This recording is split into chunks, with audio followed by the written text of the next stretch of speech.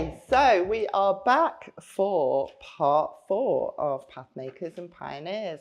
So thank you to Gaverne, to Susan, and to Kayne. We've had some fantastic discussions moving in the past and moving forward. We've got the final question today that we are going to really expand on and hopefully answer some of the questions that we want answering, but also giving you some information at the same time.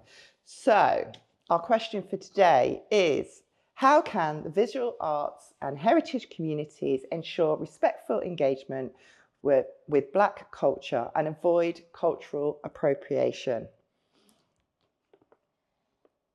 I'm going to leave it there. Not go first again. Okay, you always go first. I think you should go first. Yeah, cool. I'll go first. So to tackle kind of the first part of the question, so respectful, I think, that's kind of a word that we're familiar with. And we've spoken about, the idea of approaching the community and things of that nature. But the word that kind of really caught my attention within that is, I suppose, a word that's seen as quite trendy at the moment. It's featured a lot on social media. It's quite divisive. And that term is cultural appropriation. And how I often, once again, I feel like this word is quite a culture war type word. So I think that there is probably some reservations from visual arts and people within the community anytime this word kind of comes up. Especially because when you look at museums, for example, a lot of what they have comes from elsewhere. So for me, the way how I think is a respectful way to approach it is, as a cultural theorist, I created a theory to ensure that these conversations are put to bed. So it's not that we're continually having the same conversation. I think it's important to have like a Likert scale of some kind of, how do you measure cultural appropriation? Because like anything, it could be from Issa to there. Do you know what I mean? So one of the theories that I created, appropriation has 3 P's in it. So I call it the 3 P's of cultural appropriation. The first P is cultural property. So acknowledging that property, where it came from. Often when we talk about where things come from, there tends to be a misconception that it needs to be origins. But chances are, in regards to origins, you can kind of find similar things around the world. But in terms of present day cultural property, who and where are those things associated with in regards to, culture, ethnicity, country, etc. So first thing, acknowledging the cultural property, that's the first P. Second P for me is, how are you using your power and your privilege as an institution that's a part of the dominant group, the dominant culture within the UK or wherever you are in the Western world. How are you using that power and privilege to highlight the cultural property, the stories? Are you doing it respectfully? And then the last P for me, which I think is the most important, is the profit. In regards to cultural appropriation. So yes, you may be telling this cultural property, telling this story, using your power and privilege in a right way, bringing light to it, in terms of inclusivity and telling people in your country about the story. But then the last one, which is kind of like the red flag for me, is who's making the money from you telling those stories. So for me, that aspect of respect is acknowledging the cultural property, the history, using your power and privilege in the right way, but also questioning and funneling your funds in the appropriate ways and making sure that the people who have contributed to these stories are getting paid for it. I really like the way your mind works. It's good. You simplify things in such a brilliant way. I can imagine you was a brilliant teacher. I mean, it's great what you're doing now, but I think your calling is there. Not that we're trying to get rid of you. No, definitely not. No, definitely not. But in terms of from what I do on social media, I see this conversation so much, and it's so divisive, and it's kind of like, is there a point? And so my thing is, in and around this conversation, it's important to make sure that there is a point to it. For me, I think I've grown up in a world where there has been, especially when we're looking in the arts and heritage sections, so much culture, what I would call cultural appropriation, that it is an issue. And I think we are reclaiming now, very much so. But in the past, there has, and I'm not just talking about larger institutions, smaller companies, organizations, that know that this is where you can get the funding from. These are what we can get funded for, that don't actually have any connection with the communities, but want to come and do something. And I very often I get organized, and it's normally from the museum, where they'll say, oh, somebody's come to us, they want to do something on Black history, so we thought we'd put them in contact with you. And then they send me the stuff and I think, okay, here we go again. And it's two very well-meaning white people sat behind telling me that they want to do something on Windrush. And I have to say, why? Why? What is it about this that, and they go, oh, but we are engaging with the Black community. Okay, but why are you doing this? And I have to ask those questions, because I'm not buying into that. It's to me, that's not how I am. I'm not giving you my worth, because I in some ways I know the looks that I would receive when I walked into somewhere and I said, I think I want to do something on Thomas Gainsborough. And they'd be like, and I'd be overlooked just because of what I look like. So for me, what's good for the goose is good for the gander. So I don't know whether I'm not saying I'm right with that, but I'm saying that's my perception. Having said that, where do you think that the institutions like the galleries, the public galleries and the public libraries and the public museums, where do you think we position them within that you've just said? Do they have, should they be doing things around Black history and Windrush and whatever? So where do they sit? Because there's that balance, isn't there? They need to be reflecting those histories as well. But it's how is there a balance between them doing it and not doing it, between them doing it but not seeming to take that story and shape it themselves? Is it about that commissioning, that partnering? Yeah, it's about commissioning the partnership, because it needs to be done. It's important to happen, but it's important for you to get the correct people involved that know that history, that understand those, that have those life experiences and can give that story, that narrative, the importance that it needs to have. And I don't feel that you get something that, over the years, when people are telling me what I should be thinking, we're going to do this for you because this is what you want. And they're like, do I?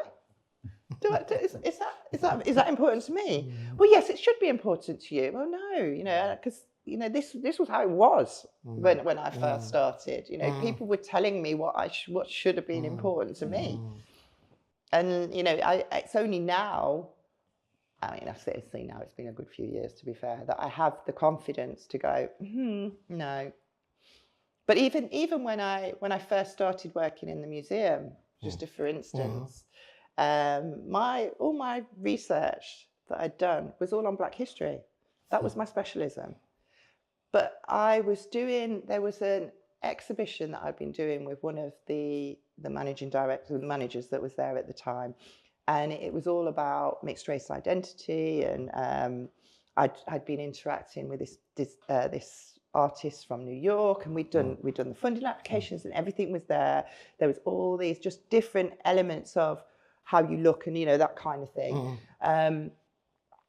New person came in, they pulled it without telling me. They didn't even tell me. I'd worked on this for 6 months. Wow. They didn't even have the decency to tell me. It was my manager that said it's come up and it's been pulled. That was my first exhibition that I was meant to be doing there. And then because and this is, I'm telling, sorry, you probably want to cut this afterwards, but I ended up, because I thought, I can't speak to this woman. It was a woman that took over, and she'd not had the decency to come and speak to me at all. So I literally went into every little office that I could find around that building, because I thought, if I see this woman, I know I can't hold my mouth. I know I can't hold my mouth. So let me just make sure I don't see this woman. This is the easiest way for me to deal with it. So I went around, and then one night I was working late, and I backed myself into this office, and she came up and she said, "Hello, Tara." And I just looked and I went, And I turned around and I thought, "Tara, you can't do that. You can't do that. Come on, you need to put your big girl pants on and go and have a conversation. You can't leave it like that. So I went down and I spoke to her and I kept it so calm. And I said, I feel like you've disrespected everything that I'm here for.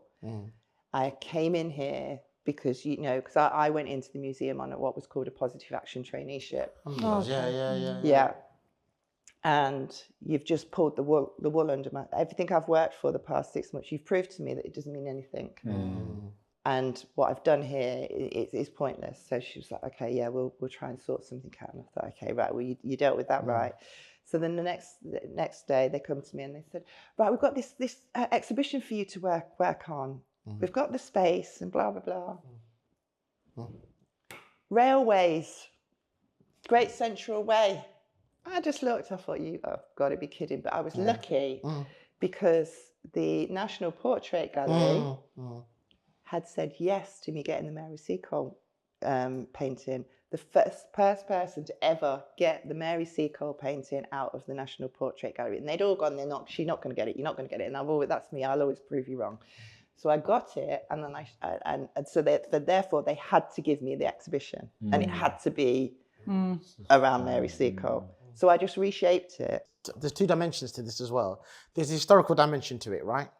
Which is particularly black culture, because there's been a particular history of disrespect around black culture, and people pretend like that never happened. Like we're starting fresh, we're newborn babies and starting from nowhere.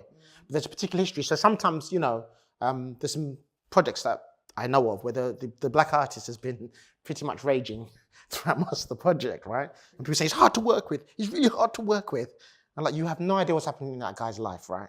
He's now 82, right? When his work should have been out there, years ago. And there's a whole history of things that he's been through. So I think part of this thing about cultural appropriation, I know it's one of those kind of cultural war things, right? But we have to put that element of history in there to say, look, there is a long history to this, all right? Okay, and it's not that we're being paranoid or anything. There's a reason why we behave like that. The other thing is, and I'm not a paid member of the Black Cultural Archive, right? There are organizations like the Black Cultural Archives that exist that actually say directly that black people need to take the lead on this kind of thing. So it comes out correctly, because we've been represented for the last God knows how many years, and it's been a disaster for the most part. So I think a lot of these institutions, that's their starting point, right? It is the already existing organizations and people that are doing stuff, right? Black people that are doing this stuff. And actually, they need to before they do anything, put anything out there. I'm not saying it should be down to one person, one token person, which goes back to our first day discussion. But there needs to be a conversation with a whole series of people. And I always know when I go into an exhibition or I see a piece of work where there's been real conversations with real black people about that thing. As soon as I look at it, I know, hang on, they've spoken to some real people here, right? And that's what I think sometimes is lacking, around it. But the respectful thing, because sometimes, why are you so obsessed with respect? Like we've got some kind of mental health issue. No, it's because there is a long history of disrespect. And there's some people that we know as well. Throughout our lives, you meet them. And actually, they're almost an earlier version of yourself, right? They were around, before. And one of the things that we need to look at, I think, in terms of the future, is look, okay, so how are we going to change the direction on that, right? And we can't change the direction unless we actually acknowledge what's gone down here, right?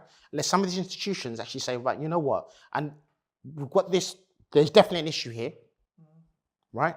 But we're going to get together a group of people, and there's going to be a serious conversation before anything in relation to black people is put out there.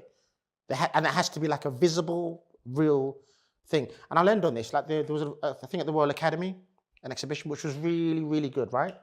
But the reason why it was good is because I can tell you, I know there was lots of people that I knew, that called me to talk about it. I wasn't involved in it in any way, but I know there was some serious conversations about that. But you could see it when you looked at the actual art. It was at the Royal Academy. So it's just finished now, but they had like the replica of the Last Supper. Yeah, and they had some characters in there that, as I said to the first day, I never thought I'd see those people as represented like that. There's a guy called King Tubby. There's all these artists, right? I just thought, I knew they were geniuses, but I never thought I'd see them publicly. And I knew they spoke to people here, right? They spoke to some serious people here who've got some serious weight, who know what they're talking about.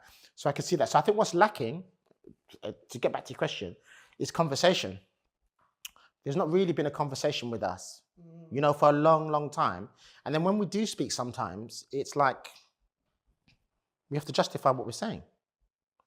And it's like, no, just like everybody else, we're saying we want it this way. But, you know, the Black Cultural Archive, I think, does take a lead. You know, if institutions want to know the way to go, they just need to look at the opening page and on the website of the Black Cultural Archive, what Len Garrison says about how Black people should need to speak for them ourselves. Yes. We need to actually tell, and it's not because we're paranoid or nutty, it's because of what's actually happened, you know? And there may be a time in the future when that doesn't necessarily happen, you know, in that way. But right now, right this second, I still have a little tinge, you know, something about Black culture or something in museums and exhibitions. Whenever I walk in, I still have a little thing that goes through my stomach. It's like, what am I actually going to see here today? Really? But I must say it has gotten better. I've been to, I think, the Tate Modern, did an exhibition called Between the Islands or something like that. That was very good. And it seems like with this, should we say, phase of this struggle of we're going through, right? There is something different about the works that I see around publicly now compared to, say, like, you know, before. We get more of a sense, and sometimes I'm bumping into more people that I know should have been involved like a long time, have not been really given a voice. I went to an exhibition the other day and bumped into somebody. She's been around for years, you know, right? She's like, and it's like the first time I've seen her being involved in something, and I realized because I see someone like that in here, I know this is serious now, right? So yeah, that's my 10 pence worth, and I'm always get a bit angry is not the word. It's just like, come on. You've got, okay, I'm not just gonna have a go at Elvis, right? But you've had this whole thing. But you know that. I was actually going to say, so going to you know, visual arts and visual art and the community and museums, libraries, etc., cultural spaces. I feel like probably within the last 4 years, let's say maybe 3 years, that a lot of the exhibitions have been quite on point. There isn't kind of one that I can call out that's happened in the past 4 years that I feel like has not been respectful and hasn't consulted the community and hasn't done their due diligence. And I feel like the tide is changing. We know why that is, because there was obviously a milestone moment, a watershed moment. And I just hope it continues. And I feel like it is, because as of yet, I don't feel like the ball has been dropped. Correct me if someone feels like they've seen something where the ball's been dropped in the past 4 years. That is really... The only space where I can say that I feel that the ball's been dropped is when it is a museum that has done it and then gone to the community. Because that's sort of one where I'm saying that they know what they want before they even go out there. So they've marked those points. Okay, we want this. And then, but we'll reach out to the community for them to deliver what we want. And then you can see it, you know, and they'll call it a community exhibition, and they don't put the money behind it that it needs for it to look in any great way. I don't want to say that the museum, because they are, I actually really like this museum, and I think they are really progressive, but I think they dropped the ball on this particular one. And it was something around Carnival. It was something that they'd brought members of the community in for, and you could see that the community had been heavily involved in it, but there'd been no curation. There'd been no curation to do it. It was on big sheets of paper that they'd blue tacked to the wall. What did I say about that blue tack? Yeah. I can't. It looked so cheap and tacky. You know, all it needed is them to put it on some photo. Just give it some credit, and it goes back to that conversation of value again. If you don't value the information that's being provided, you won't give it the dedication that it needs. It's production values, isn't it? Definitely. Production values. The same standards that the museum, gallery, library would hold for itself absolutely should be done right across the board, because that's a representation of the theme, the story, the community, the narrative at hand, and you as an institution as well. I don't see why you wouldn't. But I think a lot of the times they still do think that they have all the answers. And I think as museums and kind of cultural spaces, it's very, you know, we are the experts.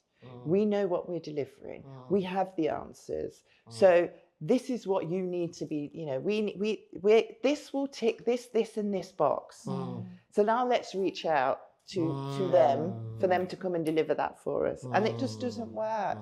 It doesn't work. That to me is cultural appropriation. Can I just say that's one other point? We saw it in 2020, right? The money just appeared, didn't it? Yeah. Okay, many years you're told there's no money. No, but when people want to, when they want to do it, when they feel that right, they do it. So that's always been my feeling. How this money is there, it's just sitting there. It's just where it goes is the question, where it goes to. But I think that's what comes back down to our self-esteem and things. Like I keep on going on about this because I think this is one of the issues. It's like I think part of the reason why a lot of the exhibitions have been good recently, I found them really, really good because for one reason or another, I've been talking to people that have been involved in it. A lot of these exhibitions, and I think a lot of people now are more willing to say, "Listen, like no, okay, I'm not doing that. Okay, it's going to be this way." And I think some institutions, when I've been approached by them, I notice it's different, okay? It's not like before. It's been more like, what do you think, Gaverne, about something? Whereas before, as you said, we're thinking of doing this exhibition about da-da-da-da. And you're like, well, why? Okay, who asked you? Where did it come from? But I still hold to what I said a couple of days ago. I think we're still at an important turning point here, right? And sometimes you've got to be aware, some of these institutions are on the defensive at the moment, right? All right? And so if we sit back and don't move forward and impose, what we want now, then right, sometimes a period can just pass, it just passes, right? But I still think, it's 2020 that things seem to kick off. It's still going, This is now 2024. I remember, before in the 90s, it only went for 2-3 years, right? The door opened and you got Idris Elba and a few people got through the door and then it shut again, right? No, but I have to differ because this is what I was saying. I was doing a talk in London it was last month actually, and a few of the larger museums were in the room, and one of them, very well-meaning, loved the organisation, and I think they've done great stuff. But they turned around and they said, we wanted to carry on with that, but this and this has happened, and I was just like, oh. So we're not important anymore because something else has happened. But why is it just a problem? Why isn't this incorporated into everything that you do? Because these were the conversations we were having last year or the year before. Why is this not on your rota? Why is it going back down again? If this is as important as everybody stood up in 2020, oh my God, how can life be like this? And, all those conversations that were happening. And you are right that the conversations are still happening. But I don't think they have the level of importance that they did in 2020. And I worry about that. And this is when I was having those conversations in 2020 and they were coming to me and saying, what do you think? I said, ask me into a couple of years. That was my answer. Ask me in a couple of years, because at the moment, everybody wants to do something. But where we'll see it is what will happen later. And unfortunately, it's ringing true. But we'll see, because this has had another influx. But I think even though all the stuff that's happened over the last few weeks have been very much about Black people, Black and brown people as a whole, I think as I'm watching it, and narratives is going to go around the Muslim community, and rightly so. I'm not saying that it shouldn't be, but I think the relevance is going to go over there, and then that is going to be the next thing. It's funny, I don't see it like that, I don't see it. I see it more like what's happened is 2020 happened, and there was a sense of like, well, Black people are blown up again. They're blown up again, it all calmed down. But the way I see it is like what's happening, this week and so on.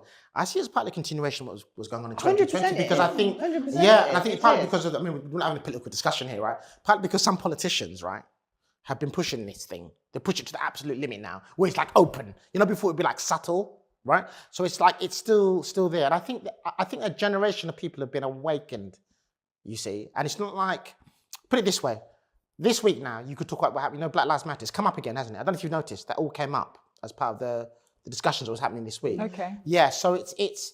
I don't see it going away at all. I think that there is what it is typical of these kind of things. That happen with Black people, sometimes and other groups of people, is that when we've actually shifted and moved, like you saw with the civil rights movement, right?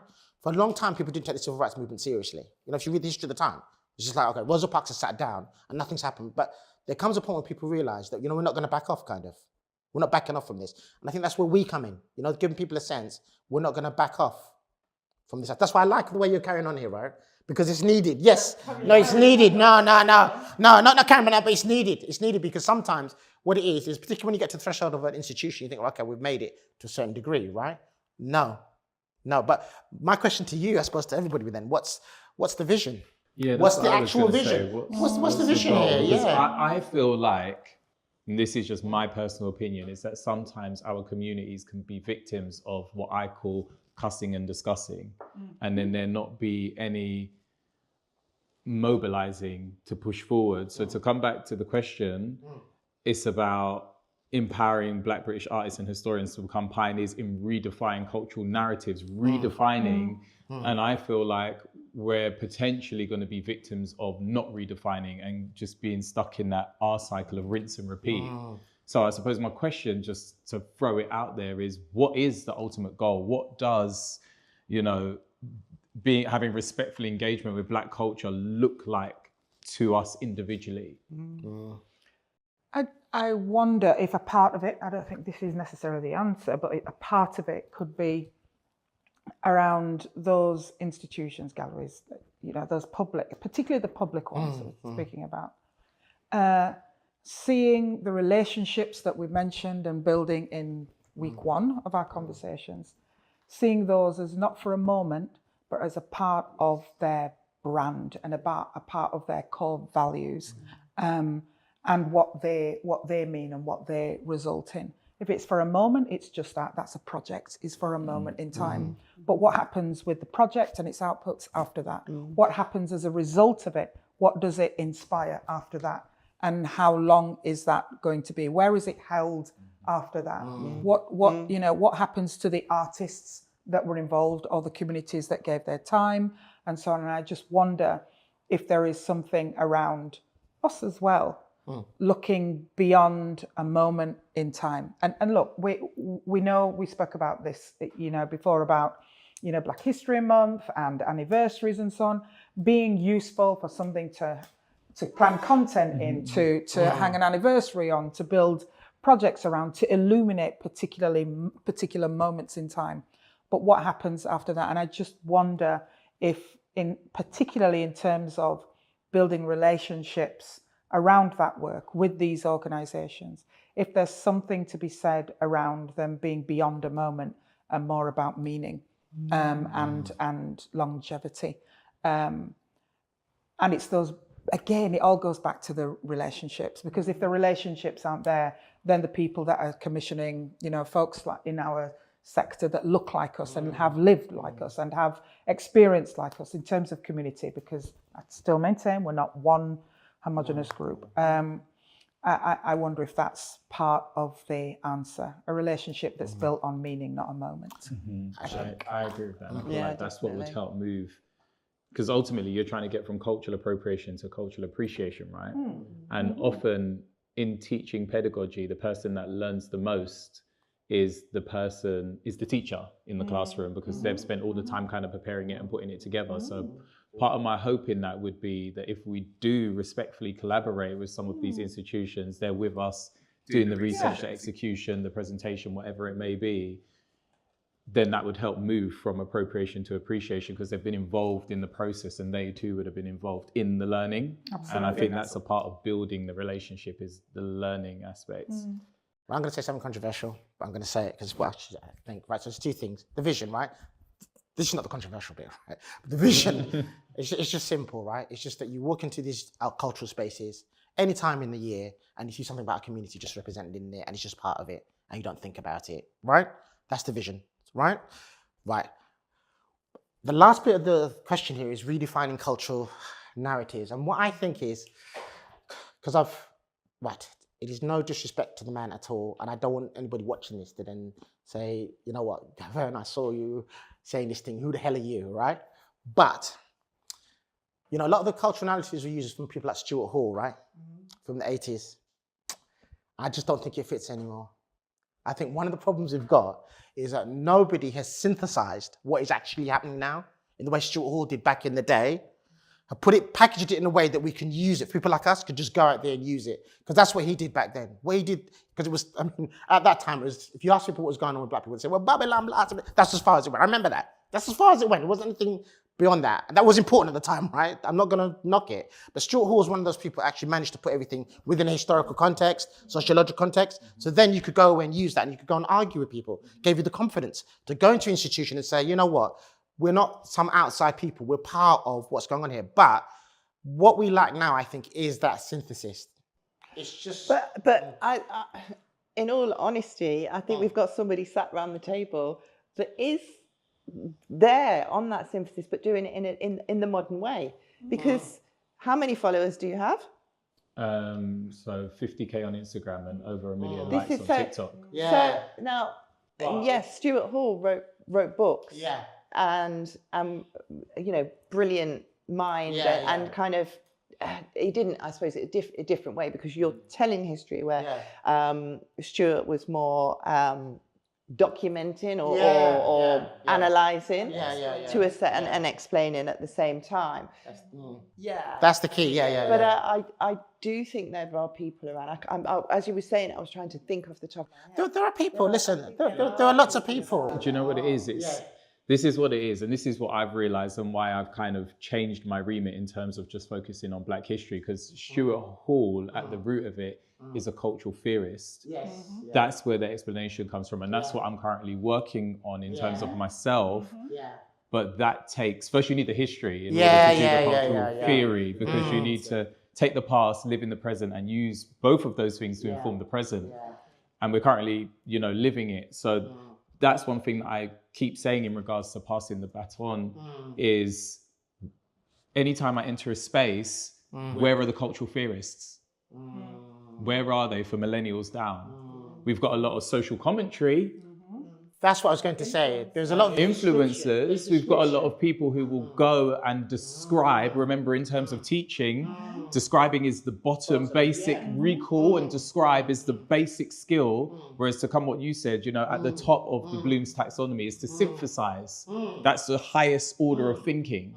But to get to that, it's a lot of critical analysis. And I'm just not sure, in terms of speaking of my generation down. Who's doing that? Where is it? Where is it? I do believe that should be online and both in books and audio, visual, and all those kind of stuff. But I feel like for my generation, there tends to be a focus of just social media, and we've experienced in my generation MySpace coming and going, population weaning for things like Facebook, TikTok then coming in. So if all of our work is online, once those platforms go, where does our critical theory lie and live? So where would you put Akala in that situation? I would put Akala in someone who started off as a rapper, moved to being a historian, moved to writing his book, and then becoming a cultural theorist. And then, this is the trick, and this is where we need to be very conscious as a community in regards to what we do, is I feel like Akala went quiet because of the community. And what I mean by that is sometimes there's a lot of pressure. There's a lot that comes with being seen as a leader. He's never called himself a leader, but then people see you as a leader. We've then got this ugly head of social media where people want to know what you're doing 24/7. So then you're a little bit like, but I didn't sign up to give you my life. So there's that dynamic. So I would say that Akala is a cultural theorist. However, I would say that he's been largely quiet because of that fight and that battle. But then you've got Afia Hurst. There's George the poet. I just feel like there are a few people that are. I'm not saying in that way like there's not people there, because I love Afia Hurst. I love George the poet. I was just reading his book just like literally yesterday. I was just looking at it. But what I'm saying is that what I feel is you've got a lot of description about what's, for example, Black culture, right? Okay, right. Black culture has shifted because literally the Black population has shifted in this country, right? But I haven't read somewhere, you know, what that actually means in terms of like what we're talking about here. What does it mean if you're talking about like putting Black culture into a cultural space now? It doesn't mean what it meant in 1980s, does it? Right? So there needs to be, I'm gonna let you speak. I'm just gonna think, right.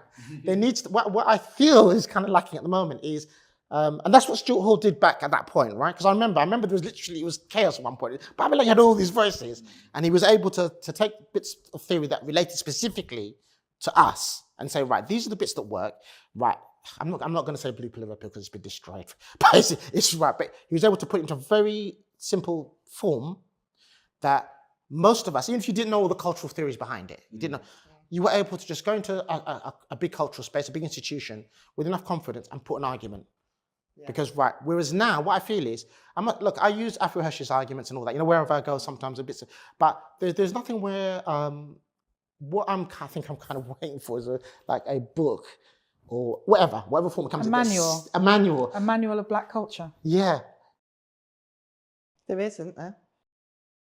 There's people's takes on it. So obviously Afro Hirsch is British, is like a take, her take. But I wouldn't, in terms of Stuart Hall, I will definitely say that he's the GOAT of like cultural theorists. And I will say that there's been people doing stuff since, but it hasn't been as impactful.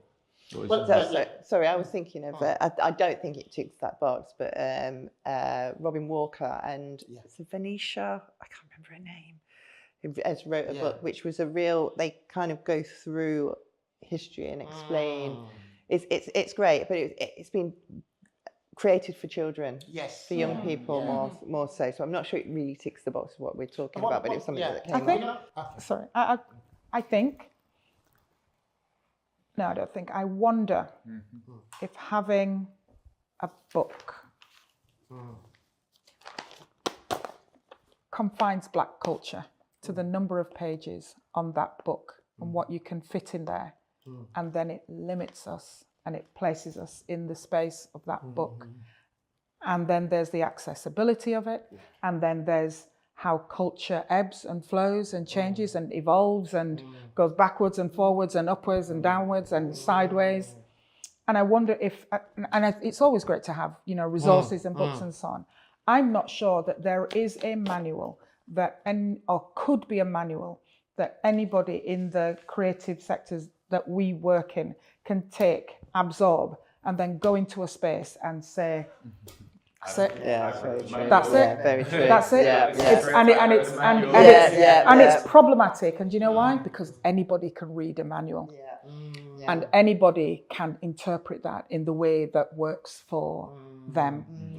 And because it's not something scientific that is A plus B equals C, we're not problematic. We're not a monolith. We're not. But what I'm kind of like, for example, this week, all right? Because Hall call that like it's a conjuncture or something, There's a moment where lots of things have been illuminated this week, haven't they? Right? What I'm trying to say is that, so for example, what I remember about Stuart Hall, and look, I'm not just going to have a go at Stuart Hall. It's not all about Stuart Hall, right? But it's just a general point. Well, it's like, before that, you got like Frantz Fanon, right? Talked about the psychology and so on. So he's able to synthesize it. So then you could make sense of it, and then you could go forward.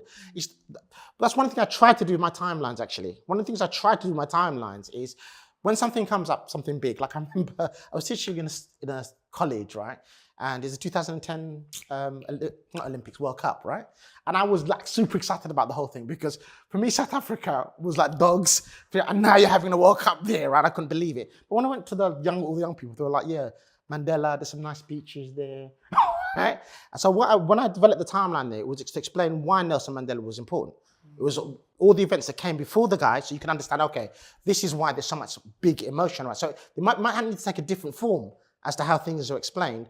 But I think when you don't have, and I'm not talking about we used to read a cartoon called Charlie Brown, right? There's a cartoon called Charlie Brown. The character used to have a blanket, okay? And he used to cover himself in the blanket and not deal with the real world, right? I'm not talking about some manual where you just cover your, touch it, you touch it and you pray to it. And then, no, I'm not talking about, what I'm talking about is something which can make sense of what happened in BLM in 2020, can connect that to what happened this week, and then say, right, we're at this particular juncture in history now, right? We're at this point. It is not 1998 here, right? It is not 1968, right? This is 2024, and there are particular things, like particularly black culture, for example, because I struggle with this myself. Because I'm aware there's two sides to it. There is the Caribbean kind of bit from the 80s, which is Caribbean-y, and then nice more of a mixed picture, right? Right. So how do you make sense of that? And I think when you're not clear about what you're talking about, it comes over when you're trying to convince people.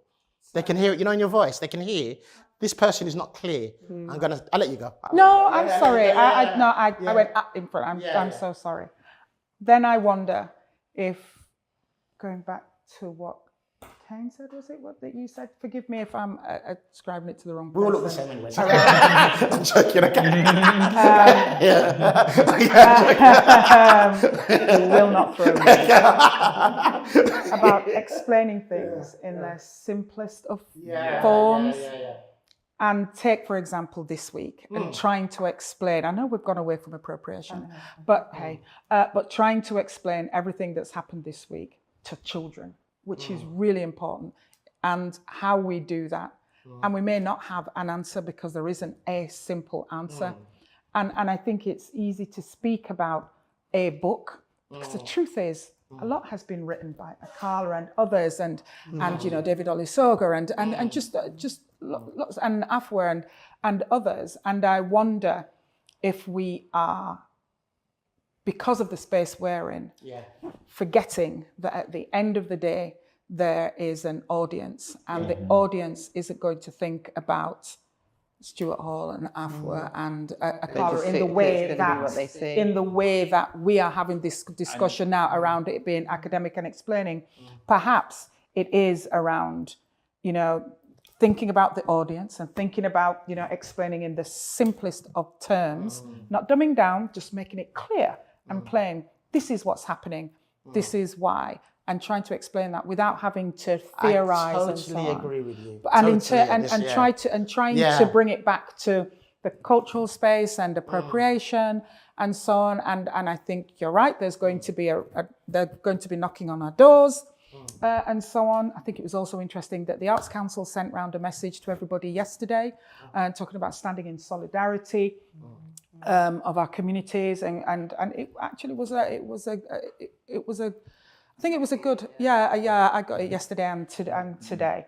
It was a great sentiment, I think, and it was good to hear that the Arts Council has a take on it, on what's happening and how that affects culture and the creative. It is important. I think that was welcome. But if we're talking about, taking it back to the question and about appropriation and so on, I really, really do believe it's those relationships, it's being present in the spaces, it is saying, well, we're the ones that can and should commission and tell our own stories, lest they be misrepresented or forgotten altogether. And that's, I just think there's been a lot of, what did you say? Cussing and discussing? Yeah, cussing and discussing. I like cussing and discussing. There's been a lot of cussing and discussing, and which is kind of hypocritical of us, because although we haven't been cussing, we've been discussing a lot today. And I just wonder if it's time to be just really pragmatic and make like it's not rocket science, and that we don't need the science of it behind it, and that we need to think about our human audiences and the human stories that we are telling for human beings, and just telling them authentically, but being in a position to say, we are the ones that ought to be telling those stories, because they're our stories to tell in those spaces that belong to us too. No, I don't totally disagree. Okay, I didn't mean to go, but I agree with what you're saying in principle. Look, that's part of the reason why I came here today, right? Because I've been enough discussing things for years. That's why I disappeared for a few years. And are you tired? Because I'm tired. Yeah, I was tired. No, I'd had enough of it. I'd absolutely had enough of it, because almost somebody start talking within 4 sentences, I knew if anything was real here. And now I'll be out of the door, because I think I'm just going to go and sit down there with my daughter or something, spend the afternoon. But that cussing and discussing isn't just with those institutions. No, there's cussing and discussing. It's within us as well to keep speaking and not getting on with. And that's where the cultural theory comes. Yeah, no, what I'm saying, but there's cussing and discussing, which leads to something. That's the kind of discussion that I like, right? At the end of it, you say, okay, so now we're going to go and do this. Well, this was round about the point where I was coming to, that I think, sorry, I stopped you again. Can I just say what you're going to say? Yeah, okay. If I can remember, you've now destroyed my... what it is, look, there's a lot of people that literally haven't read Stuart Hall. Yeah, okay. But sometimes when I'm talking to people, I know that's what they're going on about. So I'm not talking about saying to people, because I can't stand that either. You know, that kind of academic thing, mnemonics and, you know, these long words. And then people are like, what the hell? But he's really clever there. But they've gone nowhere. It's gone nowhere. That's part of that cussing and discussing, this kind of faux intellectualism, I call it, right? When the person's not necessarily really intelligent, they've just learned some words in a dictionary, put it together in a certain way, and made people feel small when they listen to it. But no, this is the key point. This is the key point. The key point is not that everybody has to read the book, but something, whatever it is, needs to resonate enough so that even people who don't read it can hear that and think, yeah, that makes sense, you know. So I can just go into speak to, you know, whoever it is, and I can just put it to them. So like the argument that we are part of British history, that argument was put in the 1980s, that black people are not separate to British history. You know, Peter Fry, Stuart Hall, they had to actually put that argument, right? That has now percolated to normal, it's just taken for granted now, right? What I'm trying to say is, the last bit of the thing is redefining. Is it though? What do you mean? Is it taken for granted? Is it? I don't think it is. Well, okay. Well, I'll if say, you listen to some of the things that people are saying on the street. I'll say my defense, right? I lived in France for 5 years, right? Okay, I'll say this for the record, yeah? If a black person says they're French, yeah, they get shouted down. A French person means a white person over there, right? You can say you're black and British, and no one's going to like stop you and say, okay, I'll stop you there. That's why we don't live in France. That's why I left. That's part of the reason why I left. But I'm just saying, you know, redefining cultural narratives. What I'm worried about, I tell you what I'm really worried about when it really gets down to it. If we don't redefine the cultural narrative, someone else will. Somebody else will. And then you'll find yourself in a certain cultural house and you won't know your way around it because someone else has said to you, right, these are the things that we consider to be important. The key things you should be looking at. That's what we've been saying. That's what we've been saying. That was the part of the appropriation that we're not happy with. That people are saying that they know what is best for us. These are what we want to do, and then you bring it to us. That's what we're bucking against. That was. But I think there needs to be a vision with that. There needs to be a vision where you're saying to people, right, the reason why I want to do this particular project and relate to this audience in this particular way is because we're going to change the concept of what it means to be British here now. Okay, it's going to be a more rounded, full thing. It's not going to be this island story thing with just King Arthur and a few whatever it is. We're now going to tell that it's going to be 360-degree history. But I'm saying that vision of like what, and it's difficult, right? Because it's something you're making as you're going along. It's not like you can just say here's the formula, but we have to have the vision. No, but what we are saying is we know these stories. They are our stories. They are our heritage. We have the lived experience to tell these stories. So rather than telling us what we should be talking about, let us do it. Yeah, but you see what it is. There is doing it. Come to us. Yeah. We are the experts in this field. Yeah. Engage with us. Partner with us, do it however it feels good for you, but make sure that we are taking the lead in these conversations and these projects. But I think we need to go one step further, is to say, right, this is where this thing needs to go next as well. We need to say, look, yeah, we've got to this point here now, right? But we think the next bit of the journey is this. This is the destination that we're looking for here, right? In some points, I think you, for me personally, this is my personal view, is you think we're further down the road than I do. I'm not sure. I might sound like that. But you know what? I don't, because sometimes I look at things, right? Because sometimes there's all these mass celebrations, right? You know, oh, we've made it, yeah? Like with the World Cup, right? You know, before the penalty thing, it's like look at England compared to other teams in Europe, yeah? People don't get booed in the same way. No, I think that's part of the problem. Part of the problem is the rhetoric that we hear is running too far ahead of reality, right? And one of the things we need to start saying is, look, you're telling us that this is, well, people used to say it's like a super tolerant country and it's whatever it is, right? Compared to other places, right? And we're telling you, no, it's not quite like that, okay?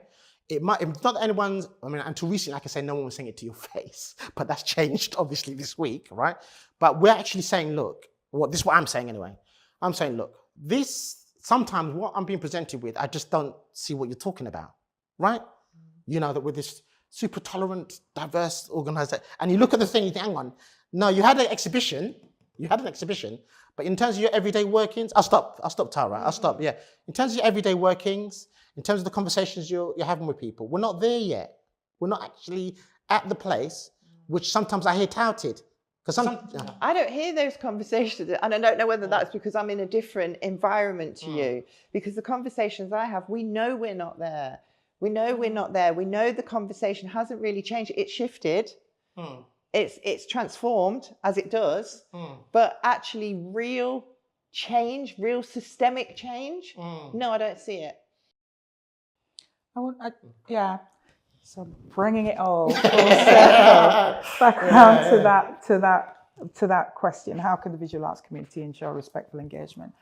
I know I sound like a broken record, but I really do think it's those relationships and our telling those stories, and that thing that I said earlier about, you know, telling and documenting and preserving and protecting our stories, lest they be misrepresented or worse still forgotten, comes from a theory, and that's from Rex Nettleford.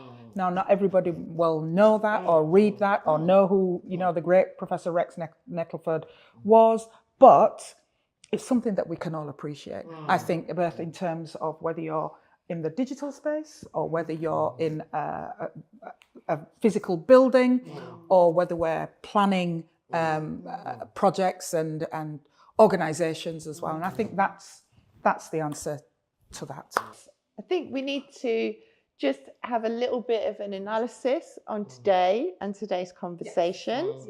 How you felt about it, how you know, if you think it's something that needs to be extended, just give us your thoughts on the day really and the conversations that we've been having today. I'll go start. I feel like this is like the first real conversation I've had in a long time about this, because I've had like loads of faux conversations, right? Really? Where I've just sat there. I do say what I think, right? I do. Or I'm just not there, actually. That's what I do. Right? If you ever see me in a space, it's because I've sat down, read the thing, and thought, hang on, this is real, right? So this conversation feels real because we're talking about connecting with real people. Right? We're not talking about, you know, how we feel about, it's important how we feel about each other, but we're talking about the future generations. I always say, like, people say, oh, you're doing history. I say, no, I'm more interested in the future. I'm much more interested in what's going to happen down the line. I just want to make sure that the history, we use the history to get a better future here. That, for me, that is the bottom actual line. So but I think this conversation to me is actually giving me hope today, because one, I've heard views that are not my views, okay. But what I feel is at least we're in the same boat, going in the same direction. You know, sometimes you argue with people and you realize the boat's going in another direction, and okay, you're not really arguing together, right? They don't believe in what you believe in, right? But they're pretending like they believe, right? So you're trying to, try and pin them down, and it's like, like a little frog jumping around. You're like, what? Right? Whereas I think where this has been really fruitful is we've had real engagement today, right? And I'll say for myself, it's very rare for me, and this might sound arrogant on the thing, but most of the time when I go into most discussions, I've thought of most of the stuff already, right? No one's saying anything that I haven't really thought about or thought through. But some of the discussions today has made me actually think, oh, you know what, I better go and rethink that, or I better go and look into that again, because, I'm pretty firm about that view, but it might not be quite right. Like this academic thing we're talking about here. I'm sitting down and thinking, okay, you're right, this is the audience ultimately. If you don't relate to the audience, what you're doing then? Well, you're having a nice conversation around the table, isn't it? It's about all the thousands of people out there that are looking for answers. And I think we have the answer. I think we actually run this table and we have the answer, And I know we'll agree on that, right? No, you're not putting that on me. I don't have the answer. That's why I'm trying to disagree. That's why I'm trying to start that argument.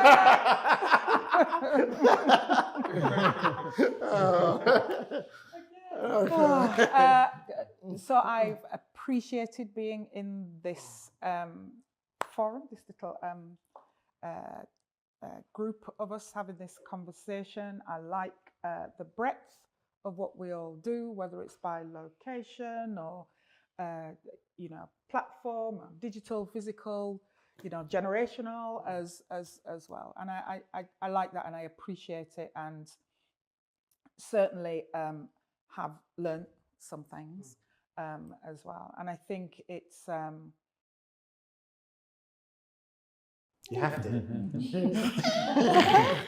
Similarly, I was going to say intergenerational. I've mentioned quite a few times about the baton being passed on.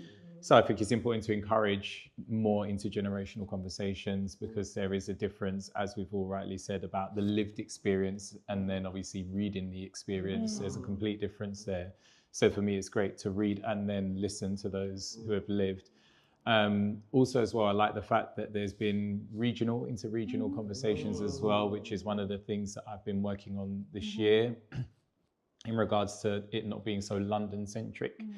Getting outside. Remember, we're out here. Yeah. There's a big world outside of London. And I say that to say that I think that this conversation for the Caribbean community is specifically quite important, because I feel like London, as I mentioned, the Caribbean presence doesn't feel as strong or united or as evident. However, when I go outside of London, I feel it more. So for just kind of the conversation in regards to us, I think it's quite important. And yeah, I've really enjoyed the conversation, and I would say I would like to see it progress and to move forward and to continue to happen.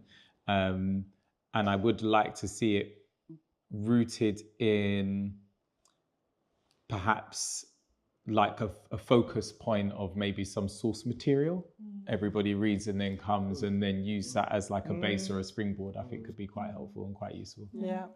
I feel that today's been historic in a certain way. You give me ideas. Yeah. No, I do feel like today's been it's historic in a certain way, because sometimes you're in a moment of history and you're not aware of it because the sun's up there. It's a normal day, but particularly at the moment we're having this conversation, it's the background to it, right? And I think if anybody wants to understand what's going on in 2024 in August, they're going to have to listen to what we've been talking about for the last 4 days. Do you really understand it properly? I keep telling you, stop putting that on us for. You know what, this is the thing, right? Now, what I think sometimes you've got to think to yourself, right, someone's going to have to carry it at some point, isn't it? Someone has to get up and say, listen, you know what? We're going that way. This is the way we're going, right? Sometimes, when I look back in history, you see certain characters and you think, right, they took the leadership at a certain point, didn't they? Right? They said, I think to a certain degree, just listening to you today, you have leading ideas. Ideas that actually, I feel I could get behind that. That makes sense, right? Once I hear that, then that person is a leader, as far as I'm concerned. So I'm not in for this thing where, I think you just got to say it sometimes, You just got to say it sometimes. You've got to say, look, I think I'm right, okay? I think what we're talking about here is the positive way forward. We'll involve everybody. We will not leave anybody on the side there. And you shouldn't be ashamed about that at all, because what other people are talking about is nonsense, for the most part. But, okay. We'll have to agree to disagree. Let me look at the camera. Yeah. Which camera am I on?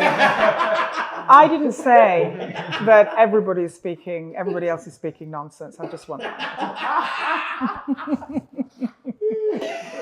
No, I mean, this for me has been brilliant, because as I mentioned to all of you, we've done it in different ways every single year. And I think today has been probably the most enjoyable. As you say, I've been really enlightened by the conversations that have happened, and I think it is because we are from all different areas, backgrounds, whatsoever, age groups, and it's just brought a wealth of inspiration, and I think we need to carry on. Like you say, I've really enjoyed today, so I thank you all for being here. For being part of my crazy ideas that I come up with, and just enjoying the day. And I hope that you leave here and take a little bit of it with you and move it, grow it within the work that you do throughout the year. Well, thank you for having us. So over the last 4 weeks, we've dipped our toe into some really interesting subjects. We've aimed to discuss, to analyze, to create suggestions, to come up with ideas, to really kind of break down the whole conversation of Black artists and historians within the industries within the UK. I think we've managed to do that. I think we have probably overdone that. And it's been so inspiring to sit down with these wonderful people, Gaverne Bennett, Susan Pitter, and Kayne Kawasaki. Thank you so much for your input. Thank you for being here. Oh, I thought you were going to tell me something there. And just let's move on to the next year and enjoy the rest of Black History Month, the little part of it that is left, and just have a great year, everybody. And we'll see you soon. We don't answer to